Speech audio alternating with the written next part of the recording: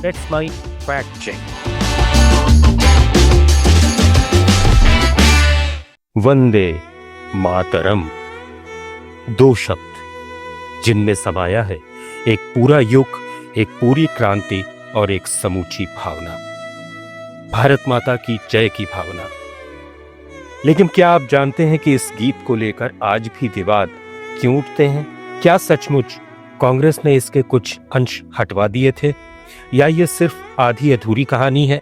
आइए आज हम इतिहास के पन्ने पलटते हैं, तथ्य, दस्तावेज और संदर्भों के साथ, ताकि वंदे मातरम की असली गाथा हम सबके सामने आ सके। वो था 1870 का दशक। एक बंगाली लेखक बंकिम चंद्र चट्टोपाध्याय बरतानिया हुकूमत के दौर में भारत की आत्मा की खोज कर रहे थे। उनके मन में एक ही प्रश्न था, हम अपनी मातृभूमि को कैसे पुकारें? इसी प्रश्न से जन्म हुआ वंदे मातरम का। 1882 में उनका प्रसिद्ध उपन्यास आनंद मठ छपा और उसी में यह गीत पहली बार प्रकाशित हुआ। यह सिर्फ कविता नहीं थी, ये उस समय के भारतीय मन की पुकार थी। जल, फल, खेत, हरियाली सब मिलकर भारत मां का रूप बनाते थे। पहले दो छंदों में यह गीत धरती मां को नमन करता है, एक ऐसी भूमि जो सुजलाम सुफलाम शस्य श्यामलाम है। यहां कोई देवी दुर्गा नहीं, कोई धार्मिक प्रतीक नहीं, बस मातृभूमि की कोमल आराधना है। पर बंकिम चंद्र का गीत यहीं समाप्त नहीं होता। आगे के 4 छंदों में स्वर बदलता है। त्वम ही दुर्गा दश प्रहरण धारिणी कमला कमल दल बिहारिणी। इन पंक्तियों में देवी लक्ष्मी, सरस्वती और दुर्गा के प्रतीक आते हैं। कविता आध्यात्मिक हो जाती है, धार्मिक भावों से भर उठती है। फिर आया 20वीं सदी का आरंभ। स्वतंत्रता आंदोलन की लहरें उठीं।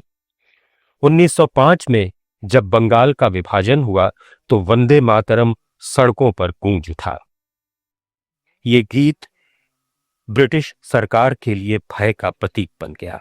हर आंदोलन, हर रैली, हर जुलूस में यही स्वर था, वंदे मातरम। कविंद्र रविंद्रनाथ ठाकुर ने इसे सुर दिया और ये गीत पूरे भारत में स्वतंत्रता का नारा बन गया।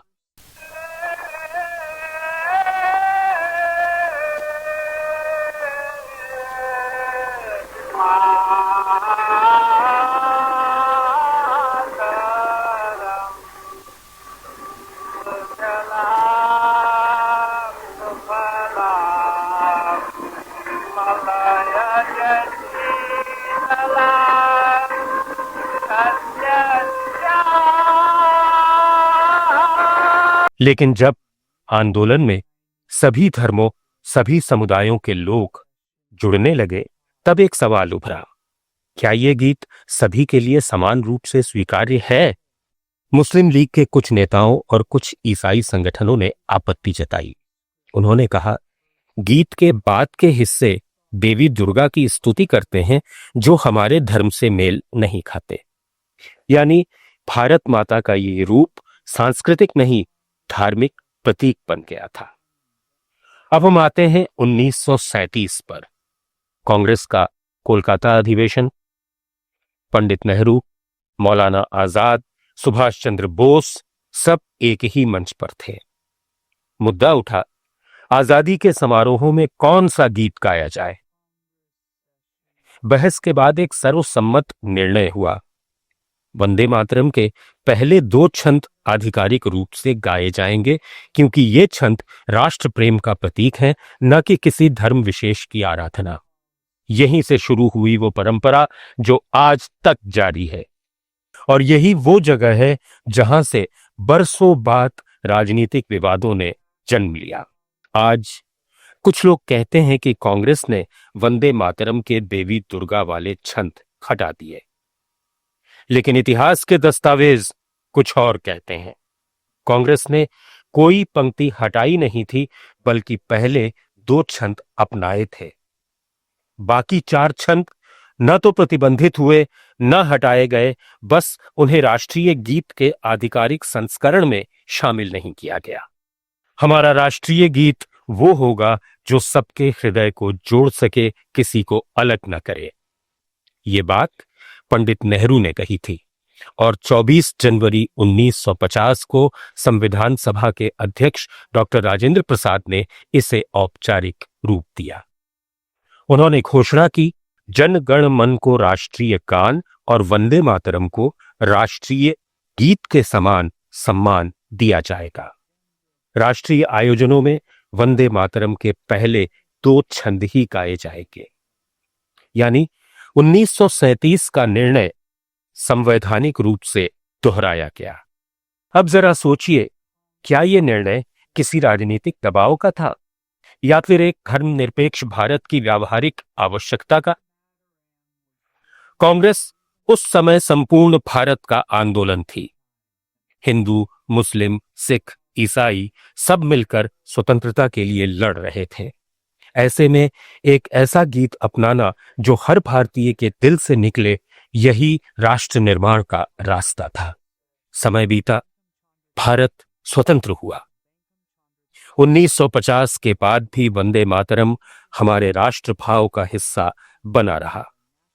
स्कूलों में, सरकारी आयोजनों में, सार्वजनिक समारोहों में पहले 2 छंद गाए जाते रहे। लेकिन राजनीति को इतिहास दोहराना अच्छा लगता है।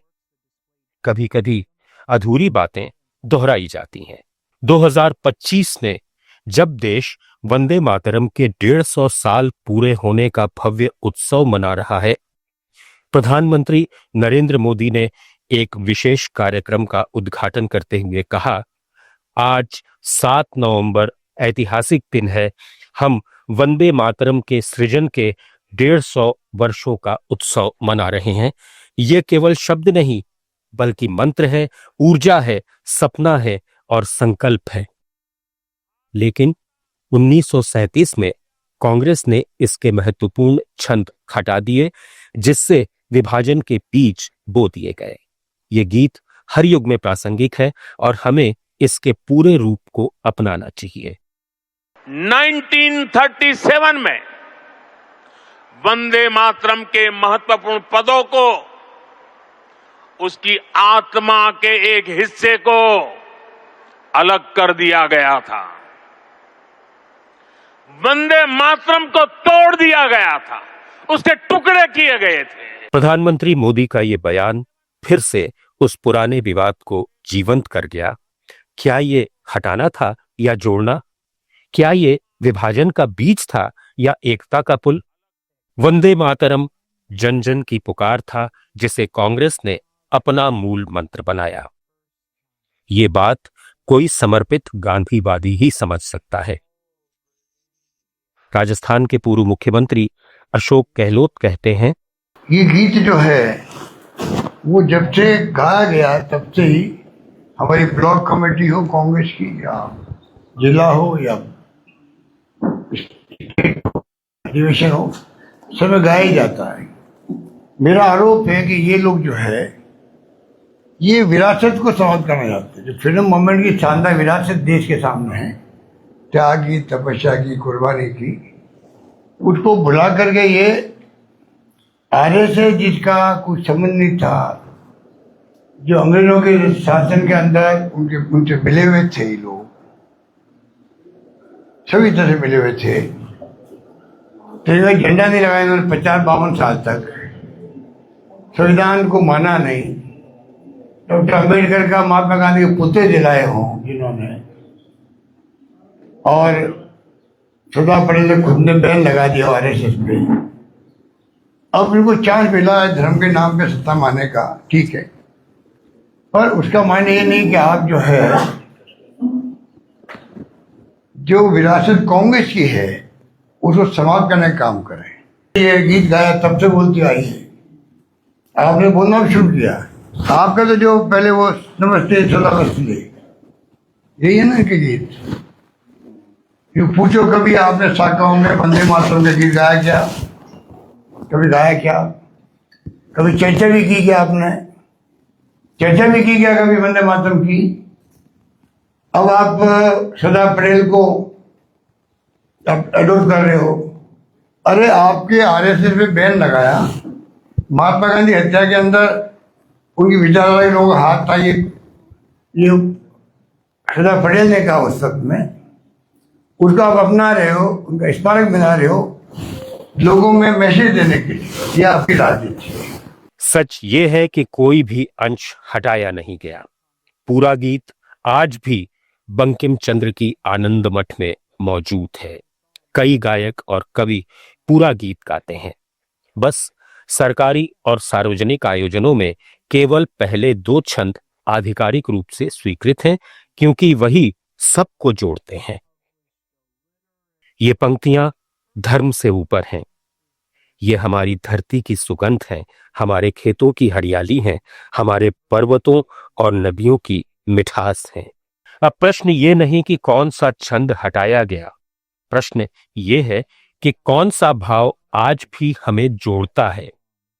वंदे मातरम में बंकिम चंद्र ने जो भारत माता गढ़ी थी, वो किसी एक धर्म की नहीं, वो उस भूमि की माता है जिस पर हम सब सांस लेते हैं, जिसकी मिट्टी हमारी पहचान है।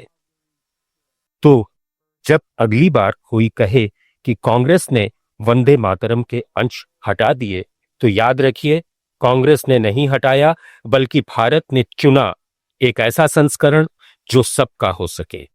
एक ऐसा गीत जिसमें न मंदिर है न मस्जिद, सिर्फ मातृभूमि का आशीर्वाद है। आज 150 साल बाद भी जब हम वंदे मातरम कहते हैं, तो हमारी आवाज में वही शक्ति गूंजती है जो आजादी के सेनानियों की थी, जो क्रांतिकारियों की थी, जो हर उस इंसान की थी जिसने इस मिट्टी के लिए अपना जीवन दिया। वंदे मातरम ये केवल एक गीत नहीं, ये उस मातृभूमि का प्रण है जो सबकी है, सबके लिए है। वंदे मातरम। आप सुन रहे थे let's make more than radio. Follow कीजिए हमें हमारे सोशल मीडिया प्लेटफॉर्म्स पर। It's time for news. It's time for more than radio. Presenting the first radio news app, Let's Mic. Let's Mic, a news-based app on your phone where you get to watch and listen news, talk shows, interviews, radio show podcasts. On Let's Mic, you get all relevant information of TV, print, radio, podcast, and digital. Let's Mic talks about every segment of life.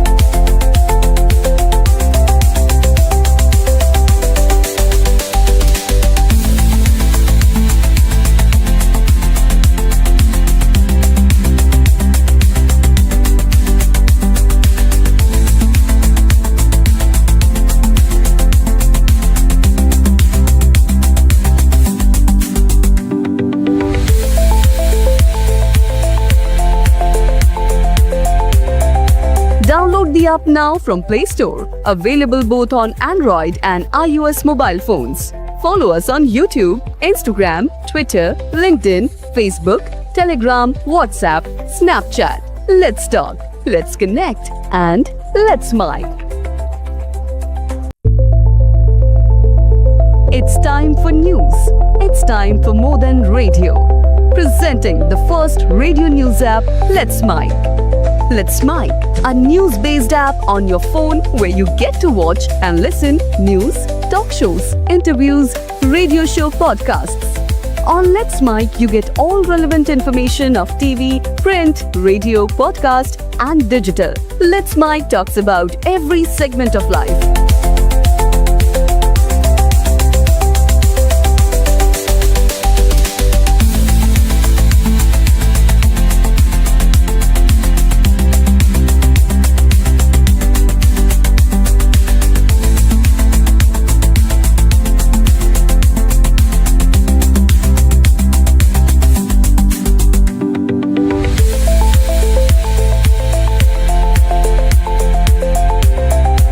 Download the app now from Play Store. Available both on Android and iOS mobile phones.